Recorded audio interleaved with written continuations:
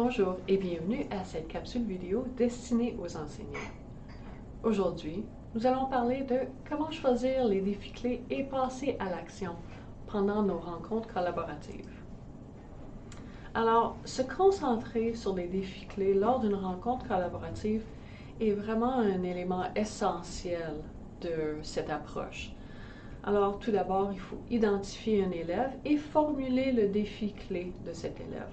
Par exemple, un élève d'un certain niveau a de la difficulté avec le décodage. Alors, voici son défi clé. Peut-être qu'il y a d'autres défis, mais on va choisir un défi à la fois.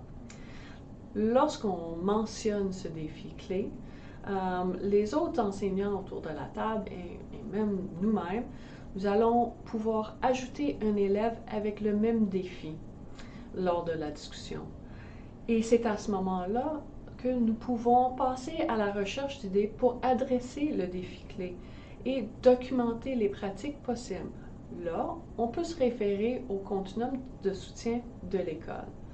Ensuite, on détermine une seule action pour tous ces élèves ou quelques actions pour tous les élèves suivant le même défi clé.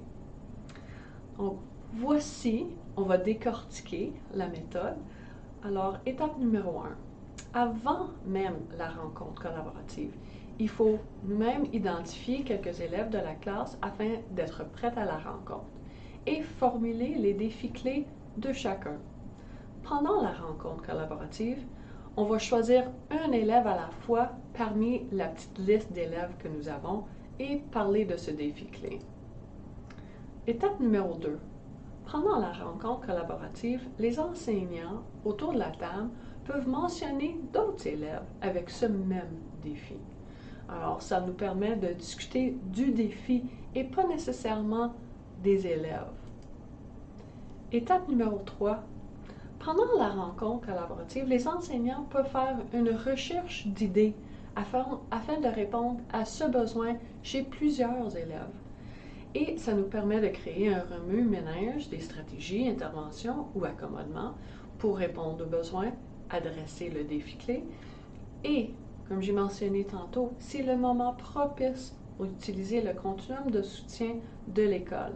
Et, à ce sujet, c'est toujours une bonne idée de garder une copie, soit une copie papier ou une copie numérique à l'ordinateur, comme un menu.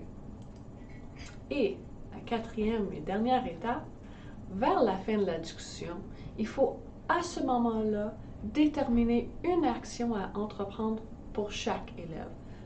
Comme j'ai mentionné, ça peut être une action pour tous les élèves en même temps. Il est toujours possible de considérer des stratégies ou interventions qui peuvent s'offrir justement à un groupe ou sous-groupe d'élèves. Il est important de noter que l'intervention choisie dans le procès verbal est vraiment bien notée. Il ne faut pas oublier d'attribuer la tâche à quelqu'un en particulier. Là, on crée la redevabilité. Alors, je vous remercie beaucoup de votre écoute. Si vous voulez me rejoindre pour répondre à des questions ou pour de l'accompagnement, vous avez mon adresse courriel à l'écran. Vous pouvez également accéder au site du Consortium provincial francophone et le code QR que vous avez devant vous sert à vous rendre au site de Jigsaw Learning en français. Là, vous allez trouver beaucoup de belles ressources et de gabarits pour faire avancer l'approche collaborative dans votre école. Merci, bonne journée.